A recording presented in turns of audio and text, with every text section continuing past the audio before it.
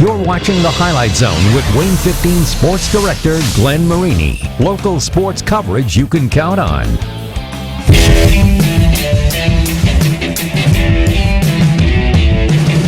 Well, starting off, we were hungry for East Noble. We wanted to draw them in sectionals because we know we can beat them. Beating the team twice is pretty difficult, so we just got to stay confident. Like we all know, if we lose this game, that's it. So, definitely the stakes are higher. It's a rivalry, obviously, Each team doesn't like each other that well, so, if you can take that person down first round of sectionals, it seems like it's kind of set then. Tear open the shutters, throw up the sash, because the regular season is now officially, out the window. Unless you're 6A or 5A, sectional action kicking off tonight, and nobody's got a more loaded field than the Cats in 4A Sectional 19. It's where we're going to start here in Week 10 as Colton Howard joins us with your Highlight Zone Game of the Week. Colton. Isn't that right, Glenn? Fans in Kendallville, they were seeing double. For the second time in the past 4 weeks, Columbia City and East Noble squaring off. Back in Week 7, the Eagles jumping out to an early 10-zip lead, but the Knights rallying, scoring 27 unanswered to get the win. Columbia City at East Noble. It's your Highlight Zone Game of the Week. Both teams coming in with 6-3 records. Columbia City without Coach Brett Fox. He's out thanks to contact tracing. First quarter, Columbia City turns it over on a fumble and puts East Noble in great position to start its first drive. Cole Shupak, just kidding. It's Justin Marcellus with the carry. 55-yard run ends in the first 6 points of the game. Knights leading 7-0. And the Knights add on. Cole Shupak lofts a perfect throw to Rowan Zolman, streaming down the sideline right in his breadbasket, and he pulls it in for a 32-yard touchdown. It's 14-0 East Noble. The Eagles finding itself in an early hole. Greg Bolt airs one down the sideline, but guess who? It's Zolman that pulls it in and returns it 65 yards to Columbia City's 14. 4 plays later, Marcellus takes it in from the 2 out and makes it 21-0 midway through the second quarter. Why don't we just rename this show the Rowan Zolman Highlight Reel? From 25 yards away, he pulls down a jump ball from Shupak on the 4th and 12, makes it 28-0 Knights, shining on both sides of the ball, and that's where we end the first half. But to the third, if it's not broke, don't fix it. Zolman takes the tip pass 40 yards to the house, breaks the tackle along the way, and it's 35-0 Knights. Zolman, 3 touchdown catches on the night. East Noble wins it 35-7. Rowan Zolman, take it away. Dominant. We were dominant the whole game. We took care of Bedwell and Bolton, we took the W. We just have to keep moving on, keep playing as a team, keep working hard, and I think we can become sectional champs. I'm really excited for our program and for our kids. Just an awesome night. We get some inclement weather, and we came out and just embraced it and attacked and came out and made a statement right away. I think that was a statement game that we're back. We've had some struggles this year, but we're going to be tough for any team to get out of the tournament. So we're really excited to find out where we're at next week and just live to play another day. Where will they be? East Noble advances to the sectional semifinals next Friday, where they'll play the winner of Angola or DeKalb. Glenn, who is it? I wonder who it could be. This is why we have the highlights lined up in this order. Angola at DeKalb, a rematch of Week 1. You might remember that one. The Hornets topped the Barons 55-18 at the Hive. First quarter, it's all defense. That's DeKalb's Carter Miller stopping Tucker Hasselman. It was 0-0 after 1. Defense the theme in this one. Second quarter, Tanner Jack, the jack of all trades, picking up a first down with some tough running. It's a first down for the Barons, but Angola bending, not breaking on this drive. Ethan Miller is going to come up with an interception. This one was actually 0-0 at the half, and it's DeKalb with some revenge. They win 7-0 over the Hornets, so we got East Noble, DeKalb next Friday night. Way up yonder in Middlebury, other half of the 4A Sectional 19 bracket. 8-1 Leo, 6-2 Northridge. These teams ranked 7th and 13th in the 4A state poll, respectively. Logan Hooley in the first quarter from the Raiders hits Clint Walker. That's a big first down for Northridge. Then it's Hooley keeping it for the touchdown, and Northridge on the board first. They're up 7-0 in the first quarter.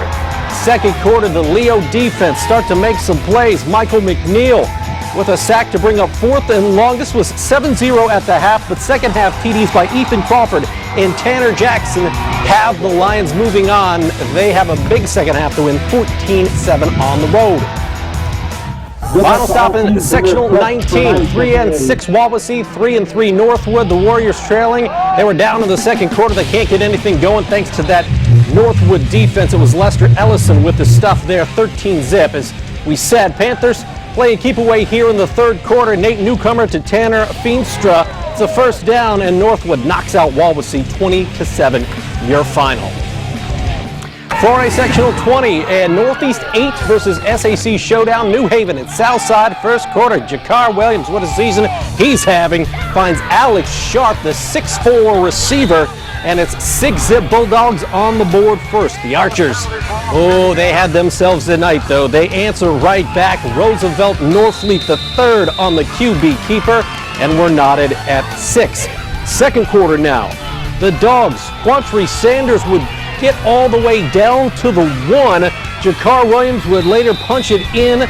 12-6, New Haven in the lead, but Javante Malone up the middle for a score. Malone had 3 total touchdowns as Southside beats New Haven by 10, 30-20, Archers victorious. Other side of the sectional bracket in sectional 20, Wayne and Huntington North, a speed versus power type of matchup. Aiden Dennis showing off power and I guess a little bit of speed as well. The Huntington North running back into the end zone for the touchdown, and Huntington North stakes itself to an 8-zip lead in the first quarter. Wayne's Sean Collins would come up with a first down run for the Generals, and then later on the drive, you're going to see the Generals go to the air. Ebon Person with the touchdown reception, and Wayne knocks off Huntington North. Generals 12, Vikings 8. 3A Sectional 27, Concordia fans with an eye on this one, right? Cadets advancing as Peru deals with the COVID situation. Concordia facing the winner of a 6-3 Oak Hill and 0-7 Belmont matchup. Belmont's Dylan Andrews, ooh, he fumbles, Oak Hill recovers. Belmont's defense trying to do some good things for Coach Nick Hall, looking for his first win at his alma mater as the head coach. This is Gabe Roman with the stuff right there. It was 0-0 after 1. It was 0-0 at halftime. Oak Hill scores 4 touchdowns in the second half as Oak Hill eliminates Belmont 28-0. 3A Sectional 26, Jimtown at Garrett. Jimtown, a great postseason history, but the Railroaders coming off a nice win over Central Noble. 9-3 Jimtown at the half. This is not how Chris Capew wanted to start the third quarter. It's Jimtown's Ethan Duvall going 90 yards. The kid can scoot. It's a touchdown, and the Jimmies build a 16-3 lead. Coach Capew not loving that. He might like this, though. Colin Cope banging home some yardage. That's a first down for the Railroaders, but Jimtown would force a punt, and Garrett would only put 3 on the board in this one. Jimtown, great program. The Jimmies go to Memorial Stadium and get a win, 26-3. So who does Jimtown get next week? We got West Noble hosting John Glenn. First quarter action. Aiden Johnson here. And West Noble's defense coming up with it. That's Nolan Parks. And a pretty nice little return right there to set West Noble up in pretty good field position. And the Fighting Mayhorders would take advantage of it. This is Colby Knox. K-squared is in. The QB keeper gives West Noble a 7-zip lead. Later, you're going to see Knox intercepted. Glenn playing a pretty solid game of defense in this one, but it's West Noble coming out victorious over John Glenn in the first round of the playoffs, 14-0. Other half of the 3A 26 sectional, we're talking Ryan O'Shea and the Lakeland Lakers at second-ranked Mishawaka-Marian. This is the first drive. Maddox Bogania Bright hits Greg Atkinson, and Atkinson then turns on the Jets. It's a touchdown. And it would be a rough night for Lakeland as the Lakers see their season end 40-6, the final against second-ranked Mishawaka-Marian. Well, that does it for 3A and 4A this week, but coming up, some of the smaller classifications actually bringing you the biggest matchups here in Week 10. This one had Game of the Week potential, right? Eastside and Bluffton both coming in 8-1 in the regular season. We're going to take you to the Parlor City. And after a COVID scare, Southwood did get a chance to play this week. Could the Knights keep their undefeated season going against rival Northwood? And South Adams, ranked number 1 in the state in 1A, would tonight be the first step in a journey to Lucas Oil Stadium? But first, a message from a friend of the show who's, kind of had his hands full this week. Hi, Kevin Kiermaier here, former Bishop Luers graduate. and current Tampa Bay Rays center fielder. You're watching the Highlight Zone.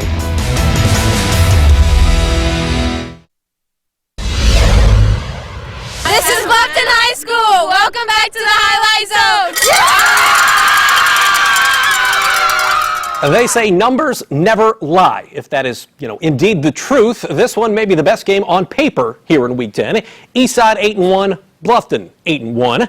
The season on the line in 2A Sectional 35 at gorgeous Fred Park Field, and we pick it up in the third quarter. It was a 13-7 game at the half. Third quarter is where Eastside takes control. Laban Davis to a wide-open tight end, Gavin Wallace. It's a touchdown, and the Blazers lead now up to 19-7. Daddy Kunk's not loving that. He wouldn't like this either. We saw Davis with the arm. He gets the QB keeper for a touchdown here. It's 26-7. Eastside in the lead. Eastside, not just a team built around the offense. They can do it on D2. This is Briar Muncie with an interception of the Bluffton Tigers. And then you'll see Davis looking to one of his favorite receivers, Wade Miller. Ball would pop out eventually, but he's well past the goal line. It's a touchdown. Eastside rolls against Bluffton, 40-7, Blazers over Tigers. Obviously we came out a little slow, but really just we came out second half, executed like we should have. First half was, it was a little rough, but we came out and got the dub, and that's all that matters. This is one step of many that we want to get to, and this is really key for us to keep moving on, keep playing. Obviously, the end goal is get to the dome, but right now it's just one step after another, and so it's pretty important to us.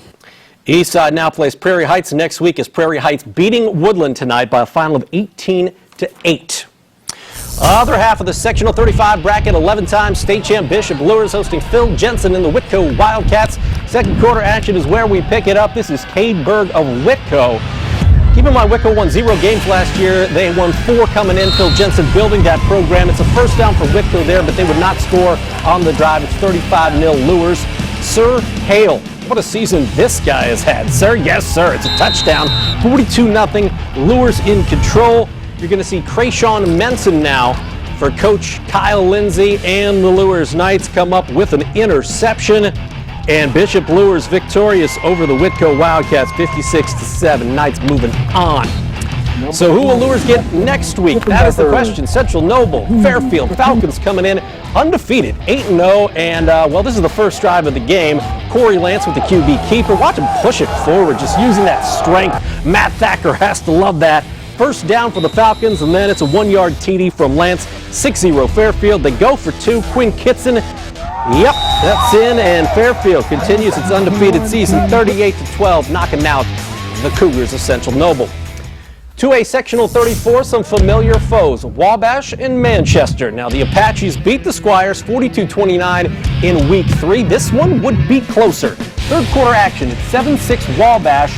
And it's that Wabash D with the safety. The dudes in the orange helmets making plays on that D-line.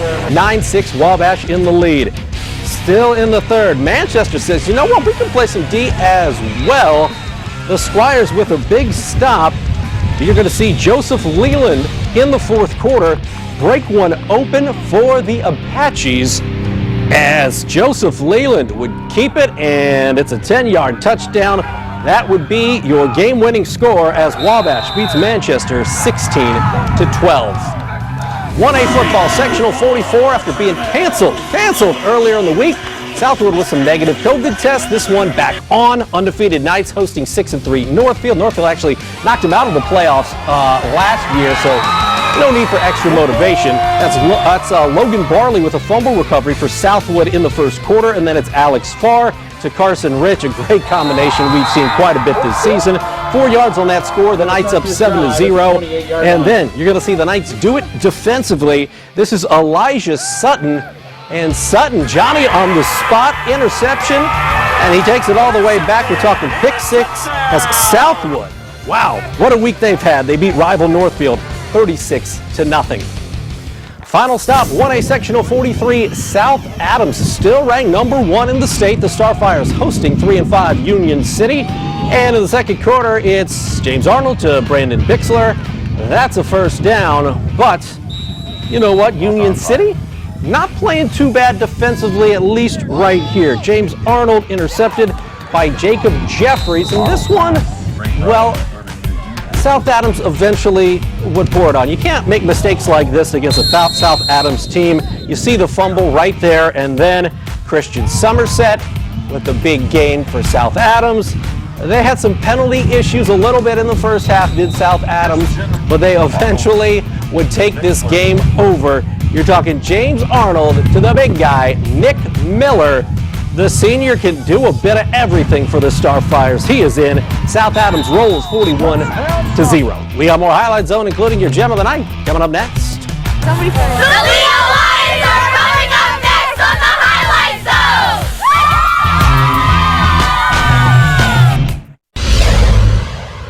Red Hawk, it doesn't matter. It's a playoff. It's a gem of the night. All right, it is the postseason, which means the stakes are a bit higher. And with the season on the line, that means the best play of the night means just that much more, right? We present you with your gem of the night, brought to you by Peter Franklin Jewelers. And it's really not necessarily one play, although this is pretty darn impressive. A tip ball for a touchdown. He's stiff-arming guys. But Rowan Zolman, what a night. 3 touchdowns offensively. He had an interception you saw, had also a fumble recovery. I mean, this was the Rowan Zolman's world tonight, and we were all just living in it as East Noble victorious over Columbia City in the game of the week. Congratulations to Rowan Zolman and the East Noble Knights. That is your Peter Franklin Jewelers Gem of the Night. Key games for next Friday night now, 4A, 3A, 2A, 1A all got special treatment tonight. They got exclusive treatment tonight. No 6A or 5A tonight, so next week that's what we're going to look at. We got Snyder at Homestead. That's going to be your Highlight Zone game of the week. You got Carroll at Warsaw Chargers at the NLC Champ. Anderson at Bishop Dwenger, that's in 5A. And Northwood at Northside, if you remember a couple of weeks ago, that was a 28-27 game. Should be a good one. We'll have it covered next Friday on the Highlight Zone.